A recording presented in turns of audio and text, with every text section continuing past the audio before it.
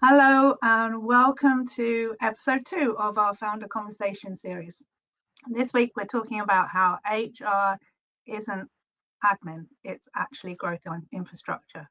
Like so many people, when they think about HR, they think about contracts, employee handbooks, managing payroll, annual leave, health and safety training, all those things. And we're going to be talking about what HR can actually bring to the company if it's done properly. My name is Anik and I am a marketing hire and onboarding specialist. I help businesses understand who they need, what they need from a marketer, and how to set the environment so that marketer succeeds. And I'm here with Anthony. Anthony, over to My you. name is Anthony and I run a business called Cream HR, and we're an HR consultancy which helps predominantly small businesses get people right. So essentially build high performance cultures to succeed. And if you've got any questions while we're talking today, please feel free to drop them in the comments and we will answer them for you. Okay, so.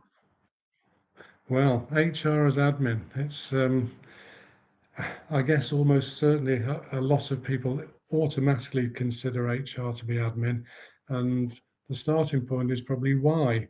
And there are a myriad of reasons why people will consider it to be that. Partly driven by tradition. Lots and lots of businesses structures traditionally had put finance as the reporting line for HR. So people always reported into finance, and HR was viewed as a cost center and was often very much put under that sort of admin resource and admin part of the business. So it became known as that. And also, there are requirements for contracts and payroll and all of those normal things, but the same as there are in every other part of the business.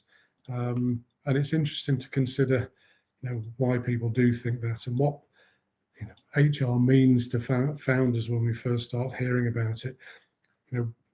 When I often engage with prospective new customers in conversations about our services, it's really interesting. One of the first things some people will simply say is, how much is it going to cost?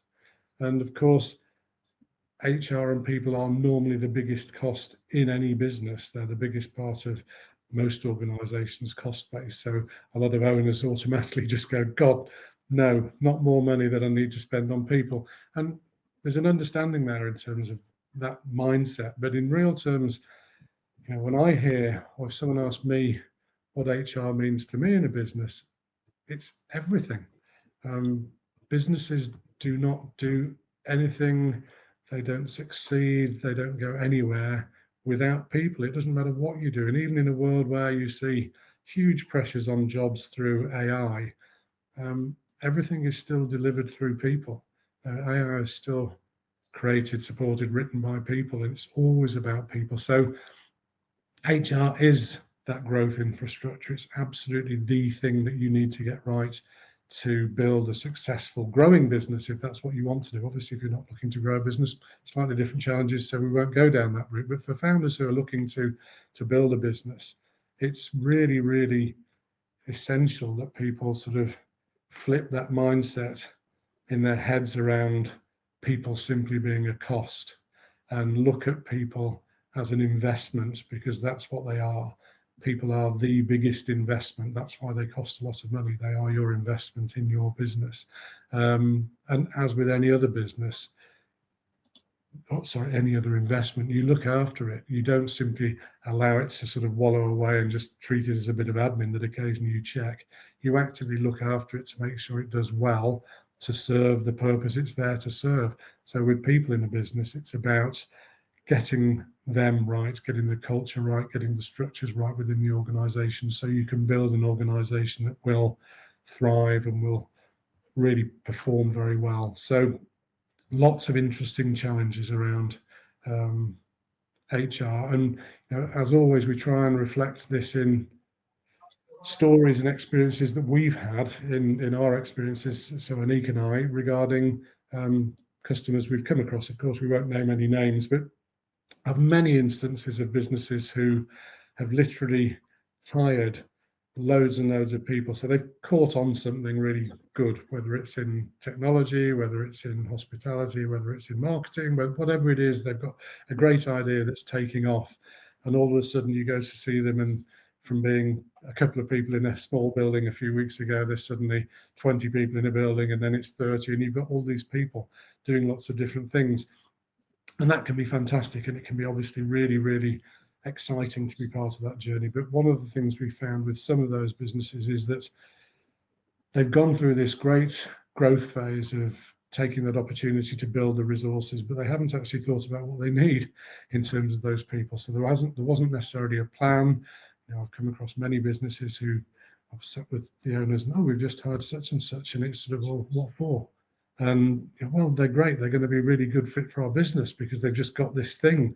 And I know there'll be instances and cases of people who have had great success grabbing that opportunity and just happening to hook up with someone who is a perfect fit. But in general, if there isn't a real bit of clarity around what you expect someone to do and what roles you are looking to fill and what the structure needs to look like to sustain this growth, then you're at the risk of everything going horribly wrong very quickly because there is no real sort of sense of clarity and purpose around what people are doing. I reflected that there's actually a couple of businesses in my mind, one that went through that phase of really growing very, very quickly, recruiting lots and lots of people. Incidentally, also at ridiculously high salaries is the one thing that I recall of that particular client. They paid people stupid amounts of money that they really didn't need to do, but it was almost this journey they were on was so exciting, it didn't matter. They were just going with the flow of all of this success they were having. And actually, there was a parallel business at the same time I was working with who had a very similar opportunity in terms of growth and what they were building. But they understood the importance of sitting down and saying, right, we need to have a plan.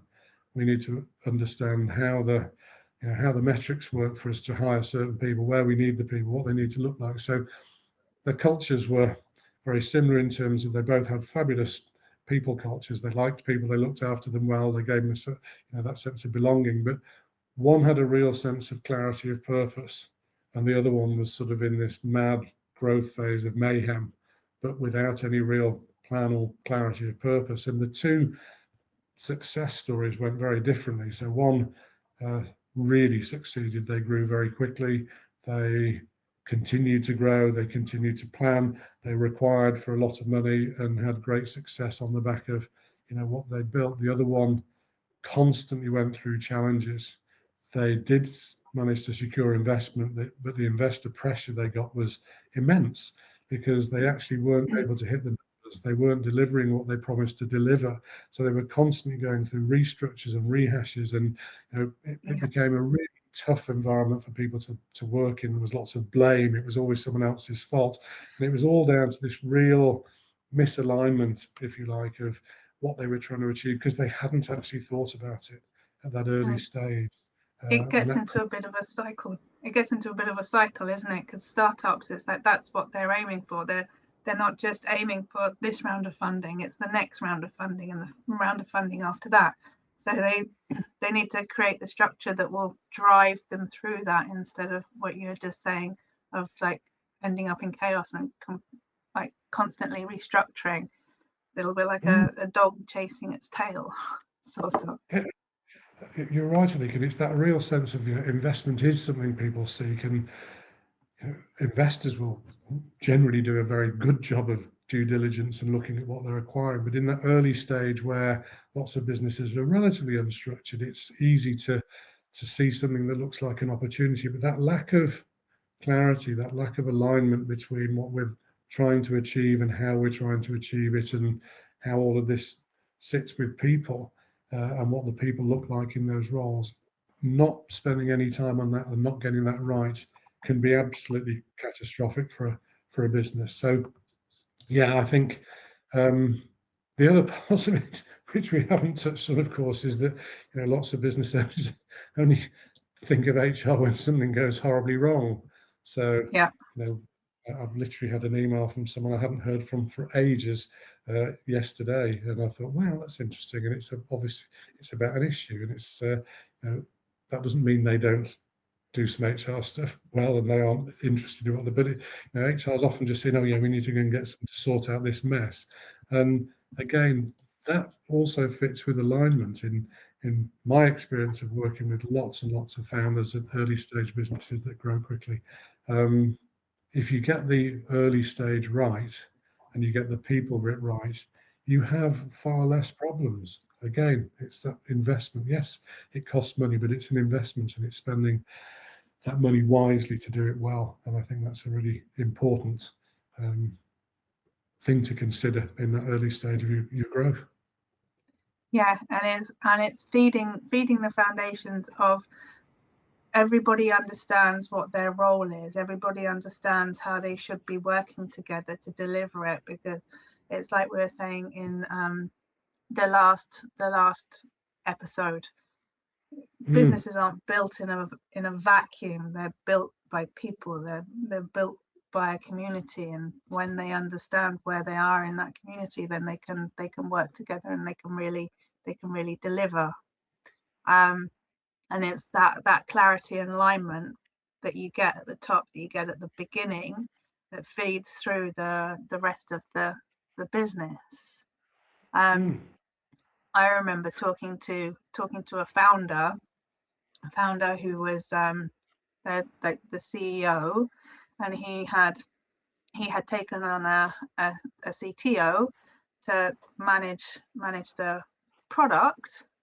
It was a SaaS company, but there was a misalignment between the two, even though they were supposed to be kind of like on equal footing. The founder always had the final decision power, as it were, and they were missing alignment from the top down. The founder, the CEO, he wasn't really sure, like you were saying, he wasn't really sure on his business plan, or exactly, he knew he wanted growth, but he didn't understand which revenue streams he wanted the growth from. So he didn't understand what type of marketer he needed before he took the marketer on. So that alignment was already missing. And then when he took the marketer on, he was just like, oh, we're happy to be guided by you. 2-hour onboarding session, and off he popped. The marketer was left to create everything themselves. And he didn't really make himself available, so that alignment was missing. The clarity wasn't there on what he wanted. They wanted to have like connections, collaborations with customer service, and he actively denied that, because he did had What do his you mean they reason. denied it? Well, customer service was busy. They needed to be doing X, Y, and Z. There wasn't really the time, which I found very strange. They worked in a different location, so that in-person collaboration was different. And the sales meetings were very much, this is who we've got in our pipeline, but there was no, when they tried to get feedback, it's like, okay, so what do you need? Where can I support you? Where can this happen? So it was just like, oh, I hadn't actually thought about that. So that clarity hadn't been created around what the marketing sales collaboration would be like when it came on board. So that had to happen, and there was all this work that had to go on behind the scenes to create the alignment, to create the clarity, and then because all that was happening, the marketer wasn't delivering results. Wow. So the founder was a bit disappointed because those results weren't coming in. So, well, I'm trying to create the alignment, trying to create the clarity within the role so we can deliver those results. Wow, that must have been horrendous. Well, I think for the marketer, for the founder, we worked on it, and we we went through it and we made sure that we created the alignment, we created the clarity, we went through his expectations. So he understood what his expectations actually were, and then created clarity around which decisions he was happy for the marketer to make. And we kind of went back and retrospectively created the foundations for the marketer to actually to come through and deliver the results. But it's that missing piece, the alignment from the top and the structure from the top, and it feeds down to the rest of the business. Well, it really does, though. I mean, it's so damaging in lots and lots of different ways. That, I mean, I can imagine, I don't know that client, but I can picture some of the challenges in my head in terms of what that would have been like to work in for any of the teams, because it would have been so difficult Yeah, and pretty toxic, I'd have thought, after a while. but it creates frustration and friction. People don't quite understand where they are within the no, they don't understand where they are, where they're supposed to be feeding into. It's like, well, this has happened today, do I need to tell somebody? What do I need to do with this? So they get frustrated. It creates a bit of friction because departments don't quite know how they're supposed to be working with each other. And it creates frustration from the founder because the business isn't growing, and they're watching their competitors move ahead of them while they're kind of stalled and stagnating a little bit because people are Oh, trying to find their place and find what they should be doing. and they're also, then it becomes a sort of really, people protect their own space. It becomes a very defensive environment for people to work in. So there's no trust. So people are looking after themselves, making sure they've covered their backsides, that they're not doing anything wrong, because the blame culture, it's really, as you were explaining that, what the client I was thinking of earlier that grew really quickly with loads of people and lots of wonderful chaos to begin with, one of the next stages they had was really nasty. It was really unpleasant. It was silos, people just operating within their own space, loads of blame. It was always someone else's fault. So no one was taking ownership, no one was taking responsibility, no one was held accountable. And you ended up with lots of these factions that sort of just fought one another all the time. And performance, of course, then really suffers, because Yeah, you're more bothered about looking internally at what's going on rather than being a collective of people who are all on a mission and on a journey to achieve something, working together. It absolutely fractures and becomes really unbearable, actually, for some people.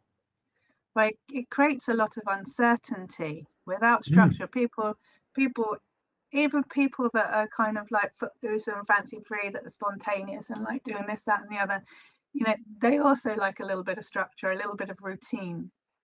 yeah, And when you don't have that routine, it creates uncertainty, and uncertainty doesn't sit right with people. And no. especially, it's like you were saying, blame culture and looking to others. If within the business plan you're just like, okay, we need to get X number of sales every month, then and you're not achieving those sales, then it's just like, okay, well, why aren't we getting X number of sales? What are sales and marketing doing? Why aren't they getting them? We're going to be getting a bonus when we hit this number, and we're not getting it because we're not hitting this number. What are sales and marketing doing? And it's just that, well, And actually, sales and marketing need to be working and collaborating with every other department in the business, with customer service, with finance, with product, so they can actually hit these targets, because everybody feeds into one another.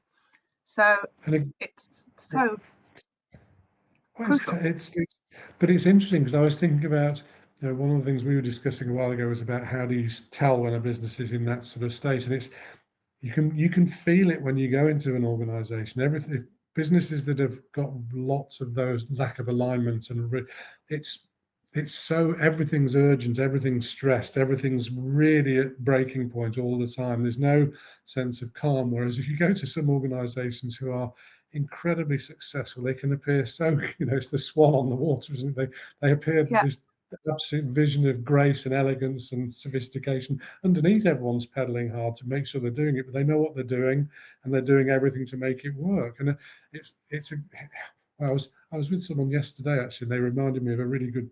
There's that classic old story of someone was at a NASA place in the States when they were doing the race to the moon in the 70s, and the guy was just sweeping one of the warehouses, and someone stopped and said, "What do you do?" He said, "I put a man on the moon." It's that sense of collective, we're all in this together on a journey. If you can actually understand the importance of the clarity piece of people and the clarity yeah, piece of their roles and making sure everyone is well aligned, then you will start to succeed. But that misalignment is, wow, it's people never have enough time. The deadlines are always going to be really tough to hit. There's going to be, as you say, lots of people going, why aren't they delivering this to us? We need this. And that real lack of collaboration and understanding of how everyone fits together. yeah, exactly. And it comes from those early decisions made at the top in the early days to create those foundations. Because if they don't create them properly, then growth doesn't come as easy as it should do. I mean, when I say growth, I don't mean like in monetary value. I kind of mean in number of people. Yeah, it's when you and I were prepping and talking about this, one of the things we talked about was when would a founder or someone founding a business, should they start thinking about HR and thinking about people? Well, at the same time you start thinking about your idea. It's not going to happen without them. So it's that whole mindset should always be geared up to what does this look like? What are the people that we need? What do they look like? What do the roles need to be? What's that real clarity? And one of the cornerstones for any organization to succeed is always clarity. Clarity is the bedrock that any organization needs to start having a chance to really succeed. And it's that clarity of purpose for the business, what we're trying to achieve, so everyone understands and is, well aligned with that mission. All the way through to real clarity of roles, clarity of reporting structures, clarity of who's responsible for what, so that everyone knows where they sit in the organization and how all those jigsaw pieces fit together to make a whole and to make it work. And it's, when you get that, it's really so powerful because even in small businesses, it actually builds you a huge amount of resilience because, of course, when you're in a small team and maybe you've got 10, 20 people, you'll have times where you've got people off sick or on holiday or something happens in someone's life. And when you've got a real good alignment of everyone understanding how everything fits together, you're capable of covering those bits because other people will be able to say, actually, I know what that is. I can come in and help now because I can do this, or I know where those files are. And it's that real sense of collective alignment. So whoever the founder is and whatever their vision has managed to properly communicate and articulate to the team what we're all in here to do and where everybody sits. And getting that right really does build power and builds that platform for someone, if they want to build a growing business, to really start succeeding. Yeah, and it And builds it. Sorry, sorry, carry go on. on, Annie. No. I was going to say it The builds an risk. environment. It builds an environment that people are happy to work in. So the staff turnover isn't as high. I was just about to come on. Great minds think alike. That was exactly where I was about to go. It's this, go to the bit of, people call HR when something goes wrong.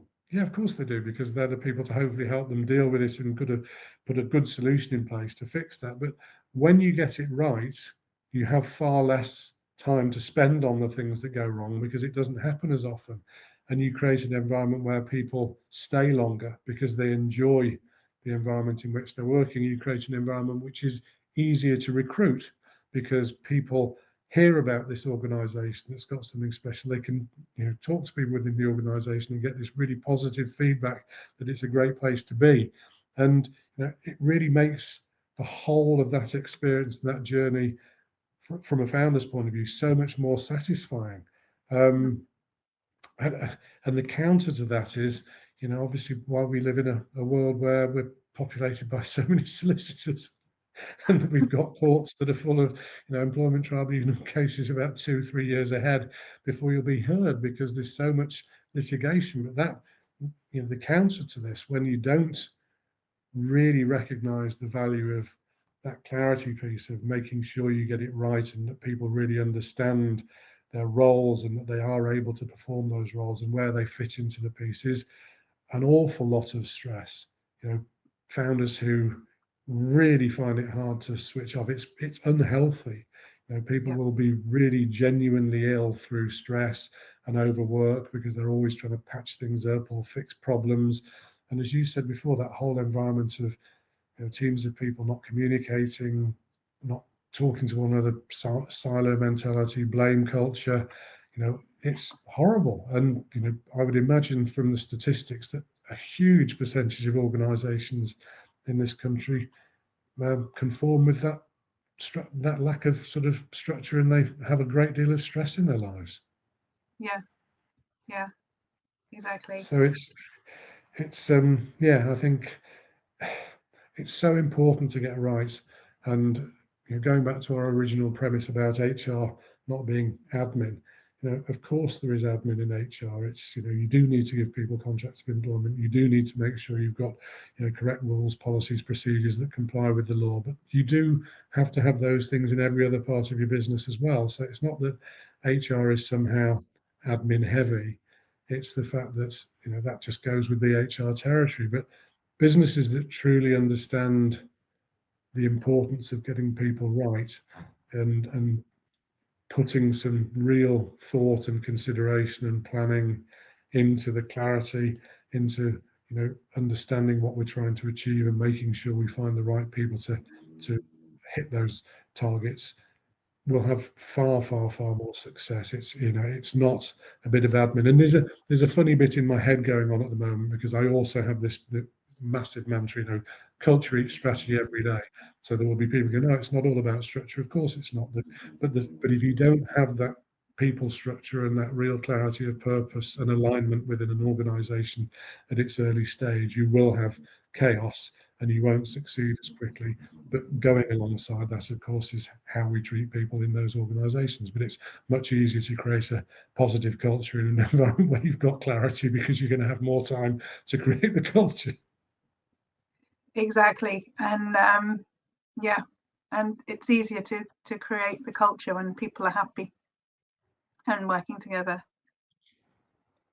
Yeah, Yeah, I mean, it's hugely about that. People who enjoy their work, you know, it's worth a fortune, because the benefits to everyone, them individually, the satisfaction they get, their health, their well-being, but the performance at work will be far greater than someone who really hates their job, finds it very stressful, finds that they're under pressure all the time, finds that they're never right, they can never get anything right. Whatever they do, it's always wrong. Someone's going to pick fault in it. It's a really simple thing to look at. It can be quite challenging to achieve in some environments, of course. It's not saying it's easy, but having that understanding of the importance of it and putting the time and effort in to get it right will make your business far, far more successful. yeah. And it also creates the right environment for marketing to actually to do its job, to drive the growth and to help move the business forward.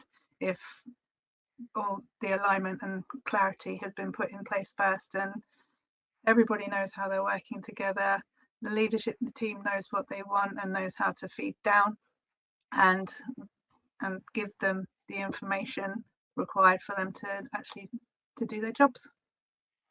Yeah, and again, just a logical extension of that. If marketing is, it's easier to market the company from the marketing team. So Yeah, messaging and everything else becomes yeah, far easier, because you've got a happy team projecting the right image, because it's a true reflection of the business they're involved in. So yeah, absolutely. exactly, 100%. Well, I hope you have all enjoyed this week's Founder Conversations. So I tripped over on that. I don't know where's that. The next one is coming up in a couple of weeks' time on Thursday at 9:30. So come along, sign up. I'll be posting the event in the next couple of days. If you do have any questions, I think you've been all intently listening, but if you do have any questions, pop over to Anthony or I and drop a DM in our inbox, and we will be happy to answer those for you. So from us to you, enjoy the sunshine. As long as it's sunny where you are, it's sunny where we are.